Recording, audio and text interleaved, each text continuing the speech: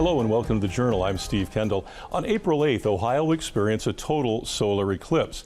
Students at the Bowling Green State University College of Music have created a series of compositions which will be played during the event at the Perry Stadium that day. We're going to be joined during this as part of that public watch party. Some of the students are here to talk about their compositions and how they came to put them together and the creativity behind them. We're joined right now to open the show with Christopher Dietz, who is an associate professor of composition at the Bowling Green College of Music, and also we also have Colin Hochstetler, who is one of the student composers. So welcome to the show. Thank you for agreeing to do this. Chris, tell us a little about this sort of the evolution of this project, because it's pretty complex, but it's a very cool thing because we've listened to some of the clips, and it's just really a neat thing to take advantage of this once-in-a-lifetime event. So talk about it a little bit about how you guys got to the point that we are today. Sure. As far as how the compositions came into the project, my dean called me into his office and said, there's a committee and we need somebody from our college to be on it.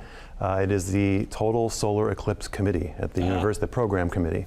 And you know, usually from the College of Music, there might not necessarily be a representative for something that's associated with physics and astronomy, but hey, we had a seat at the table, so I was very glad to go. And so I went to the program meeting, and they started asking about what could be done for a watch party in the stadium for the eclipse. And I didn't even know that was on the table in terms of what was possible to invite thousands of people into the stadium. So the first thing that came up was the Falcon Marching Band, since that's their home turf. It's where they operate, and they know how things go there. And so, of course, they would be involved, and they are involved in that. But as a member of the composition faculty, I started thinking about ways to involve our composition students. Sure. And as the event plays out on April 8th, there's going to be some sort of downtime in between announcements about what's happening with the sun and the moon, in between the sets that are being played by the marching band, some other musical acts that are occurring. And for that time, we wanted to create an atmosphere of wonder and awe, something different than a typical football stadium experience, something more like you would experience in a planetarium. Oh, okay. So a kind of giant outdoor planetarium where the sky is the dome. Is the dome, yeah. Sure. Wow. And to do that, we started thinking as a composition area, started thinking about what our composers could do, and to create music of that genre. And the best avenue for that was to create music like electronic music, computer music. Okay. And so I put out a call to our student composers, just an email to our group, and said, dear BGSU student composers, we have this unique opportunity. It probably will only happen one time. If you'd like to participate, please let me know. And then this is the genre we're writing in. This is how long the pieces should be. Other than that, be creative and let's do this. Yeah. Now, when you sent that out, did you have more students than you thought, or did you have to turn anybody down, I guess is what I'm saying? In fact, no. It turned out to be, I was looking for between 8 to 10 students, and we have 9. So it was a perfect fit. Yeah. We were looking for about an hour and a half's worth of music. So each student composed about a 10-minute piece. So we have enough to fill the space for the event that we feel we need. Right. From the program committee's point of view. And from the aesthetic point of view, I think the students have come up with some really original and interesting and compelling pieces to go along with what is ultimately a very compelling event. Right, and as you said, this is literally a once-in-a-lifetime swing. Now, obviously, maybe the students sometime in the future could travel to where there are going to be eclipses in other places, but for Northwest Ohio in this year, the next one's not until 2099, so the odds are some of us probably won't be there for that one.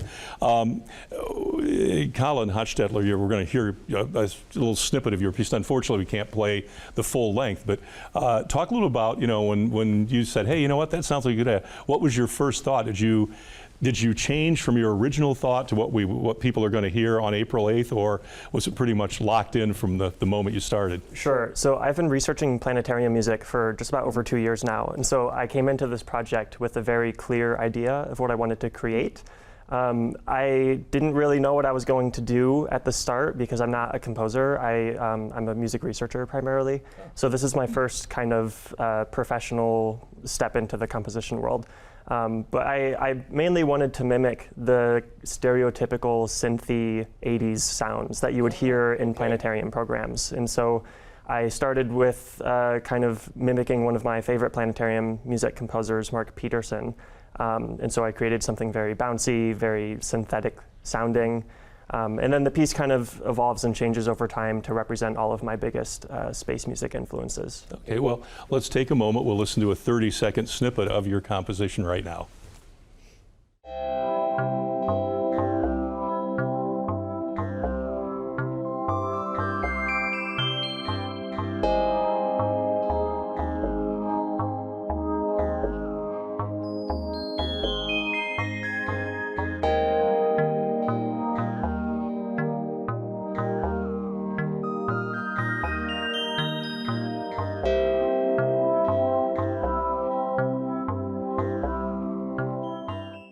Okay, so Colin, when you sat down and you talk about composing, obviously on computer, and to me, my first thought was synthesizer, which tells you, but you said it's sort of an 80s kind of thing, and that would have been the era of synthesized music. So was there anything, did you call on any maybe like other influences when you did this? And you talked about, you know, music in an astronomy in a dome, that kind of thing. Was there someone who influences you when you started to write that music a little bit? Yeah. So besides Mark Peterson, there was also Vangelis. So he was a very well-known Greek composer, and he did a lot of things that sounded synthy. And so one of the sections of my piece kind of morphs into a very Vangelis sounding climactic moment. It's very like exciting, and so that was one direction that I took it in. But then I wanted to end it with another influence. So one of my other influences was John Serry. He's a space music composer,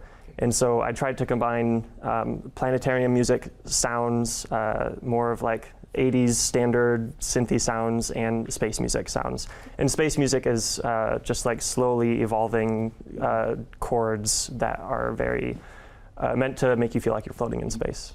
Yeah, now real quick, and you mentioned that, are we talking Western influence, or are we talking, okay, Western all right, because I know there obviously, and you guys obviously know a lot more about music than I do, but I know that, yeah, you could go in a number of ways because chord structures are totally different in Eastern music, that kind of thing. So, there is a whole world out there, and you know, when we say space music, it's generally understood as a genre in and of itself, but it can mean a lot of different things depending on who you talk to. So when I say space music, I'm talking about the very academic approach to synthesized music, but there are also jazz musicians that identify with space music, so you can take it in a lot of different directions. Okay, great. Well, thank you so much for being here. We'll look forward to hearing your composition on April 8th, as will thousands of people, which is kind of a cool thing for you guys, I'm thinking, too, because you can't get 1,000 people in the 20,000 people in the planetarium. I'm pretty sure about that. So this will be a good thing. So thank you so much for being on.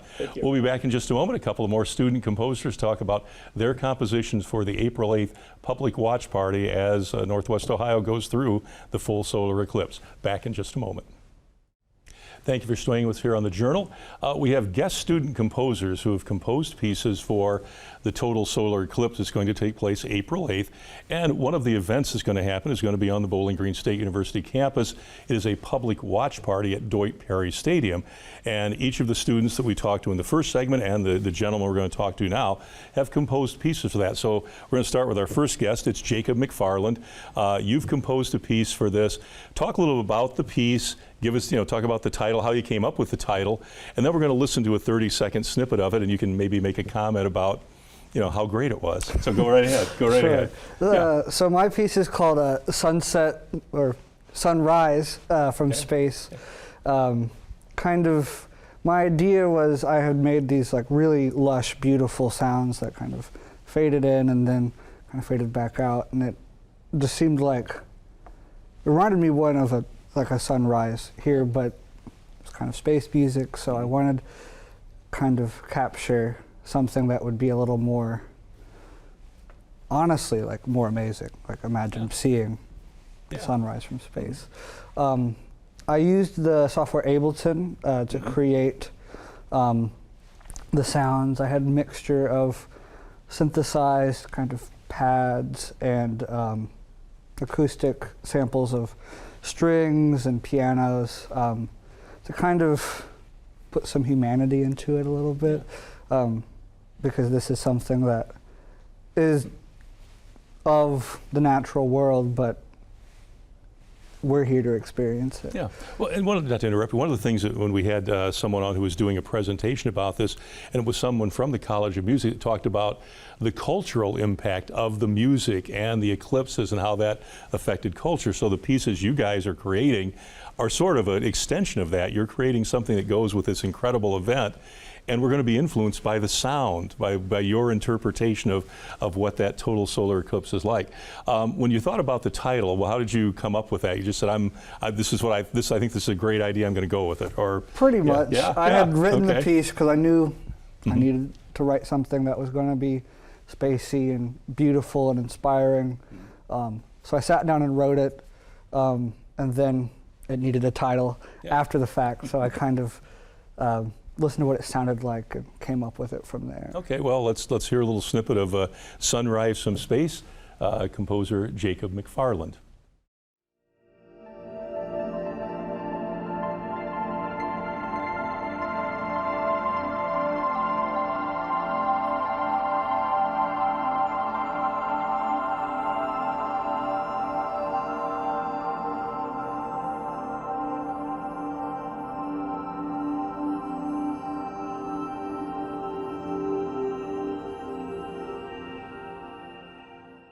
Okay, so if you were going to do it again, after you've completed this, because I know you had to have it in, as we're sitting here today, it was due today as part of an assignment, anything you would change now after you got it done, or is it like a composer, you're always like tweaking, finding a little more perfection, This one I feel quite pleased with, actually. I did a lot of kind of experimenting and trying things out, and I think it turned out quite nicely. It's just kind of a wonderful sound world to just sit in and enjoy. Okay, well, everybody's going to enjoy it that day, especially thousands of people, so it'll be good. Elijah Stewart, you also have a piece too. Talk a little about yours, because it obviously, I mean, this is immense because its title is Totality, which means it covers everything that's going to happen that day.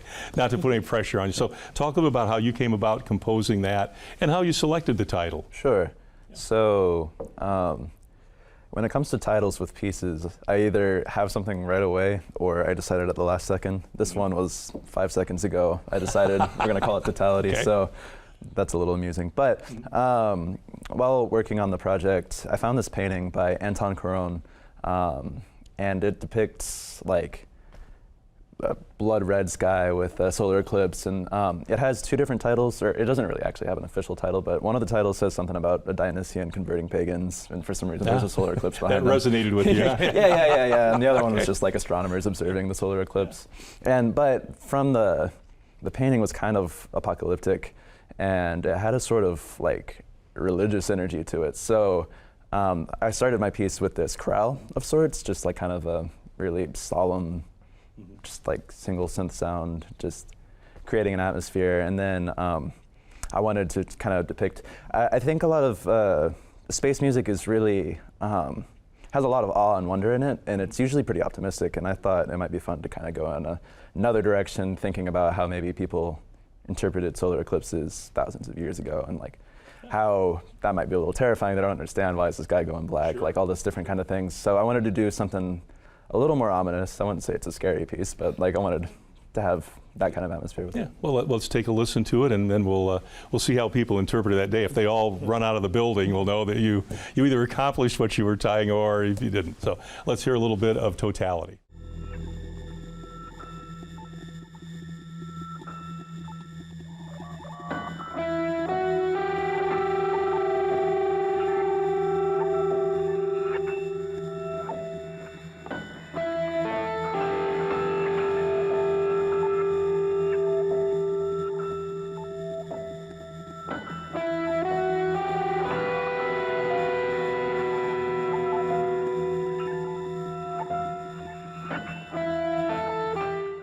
Okay, good. Well, hopefully it will be well received that day. I'm sure that it will be. So, yeah. Now, our third guest here in this segment is Sam Shaley.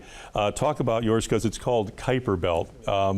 So explain maybe the sort of the evolution of that, why that title, and then talk a little about the composition. Yeah, so the Kuiper Belt is a comet ring on the outside of our universe. And I like deciding titles pretty much before I write the piece, because it helps with inspiration and with the evolutionary process of the piece. So I picked that. As people will hear in the piece, there's some like icy sounds, icy bells in it. I was also influenced a lot by the synthesizers of 80s, specifically in sci-fi TV shows like Red Dwarf, Star Trek. So I have pretty rich multi-chord harmonies overlaying these kind of synthesizer tracks. Yeah. Okay. Well, let's hear a little bit of Kuiper Belt.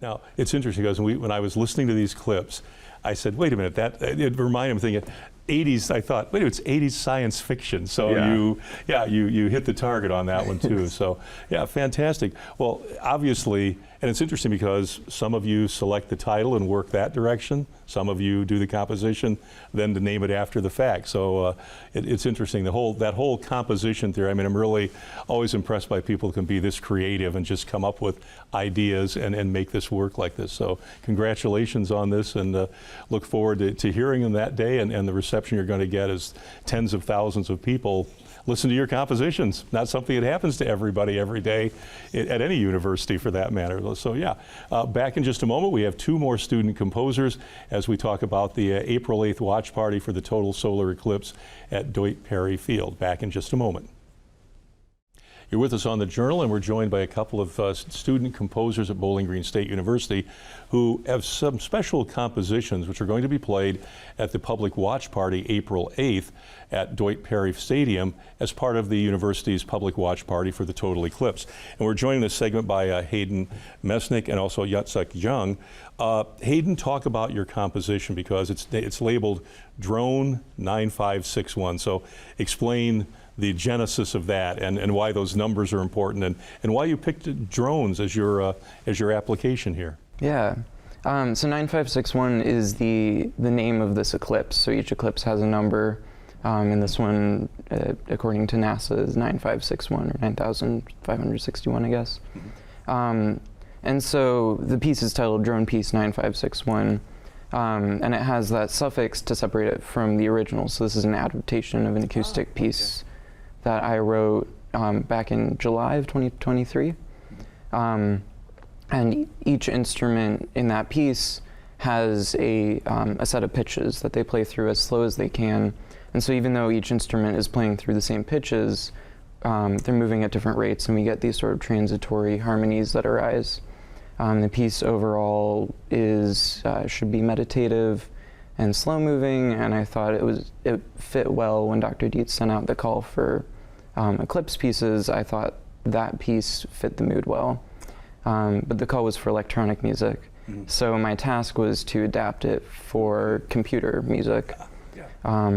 So I made a system in a program called Max that moves through that same row of pitches with instruments that I built in the program, with some like random timing and other random elements to create a new version of the piece for the eclipse. Now I have a question. So can you actually now replicate that over and over again? If you wanted to play the piece you're going to play that day, can you duplicate that, or is that sort of a one-off, in the moment sort of thing as you decide how to basically bring things in and out and the timings, or is that something you could just replicate over and over again, or is this sort of each time you would produce this piece it might be a little different? It will be different. Okay. Max chooses the timings for me based on like a system of random that I created in the program. Okay. So every time I press play, it's going to be different. It's going to be different. Okay. Well, let's hear a little bit of drone piece 9561.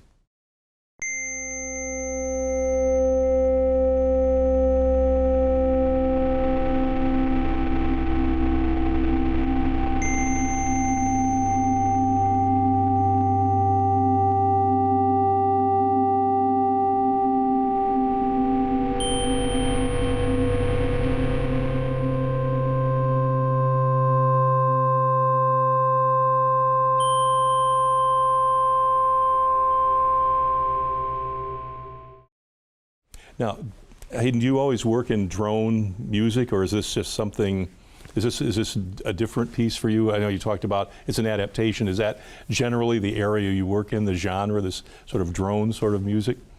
More and more lately. Oh, okay. I write a lot of different types of music, but I'm very interested in slow-moving, meditative music. Yeah. Okay, good, good. Now, the other composer we have here with us, and again, you've heard clips from all of these, and obviously the clips are much longer during the event. We're hearing 30-second pieces of it, but some of them run 8 to 10 minutes. So the event that day will be pretty impressive. We talked about titles, and Jacek, talk about the title for yours and how you came about that, and then we'll listen to a little bit of When Serpents Swallow the Sun. Yeah, so I don't exactly know where it came from, but I have this vague memory as a kid reading about solar eclipses, and I think some cultures thought it was like the serpent swallowing the sun. And at the end of my writing process, that kind of naturally came to me of like, this fits what I was writing for, what I was going for, and I was just like, that's a good title for it. So that's where it came from. Yeah, I read a lot of books about it, just about those different eclipses and how people like thought about them. I was really into like astronomy back when I was a kid. So yeah, that's where the title came from. I don't exactly know which culture it's from. I just vaguely remember reading about it. Yeah. So yeah. Now, instrumentation-wise, what will we hear in just a second? So my piece is basically a live performance that I recorded for myself, and I have a pedal board, so like what a lot of guitarists would have, and I'm running my violin. I have a pickup on my violin that I'm running it through, and I'm playing it, and then I'm manipulating a lot of the knobs and buttons on the pedal board to kind of create a sound. So I recorded that straight into Ableton Live, and I did a little bit of post-editing. I moved some stuff around, I cut stuff, I added some sounds, but it's mainly just a live performance that I've kind of did, wrote out what I want to do. I'm like, this the first section, this is how it's going to be, and I kind of wrote it out, and then I performed it. I did it a couple times because I wasn't able to get it how I wanted it, like the first try. So I kind of practiced like moving the knobs in time and making sure it was doing the right thing. So yeah. Well, let's hear a little bit of this, and then we'll talk a little more about back in just a moment. We're going to hear a 30-second snippet of When Serpents Swallow the Sun.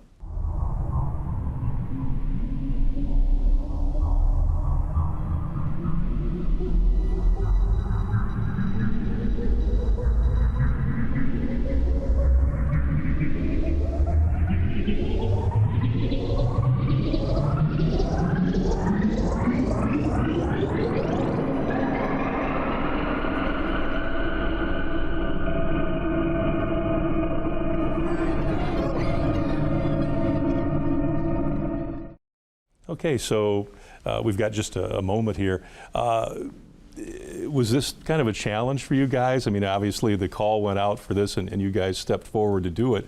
Would you, if somebody said, okay, today create something else, would you create something similar, or would you have a different view now after creating these two pieces? I think I'm very happy with how this came out, but if I was trying to explore something different, maybe I would explore more the side of planetary music, that Colin was talking about earlier, like John Seri and Vangelis.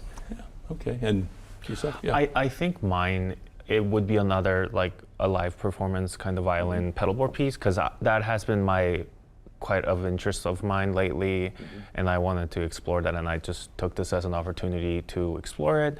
And one of my pedal is called Microcosm, so it kind of fits the theme of like space, and it has a very spacey sound. So I think that's a very good sound world to kind of play in and maybe come up with something different within that structure.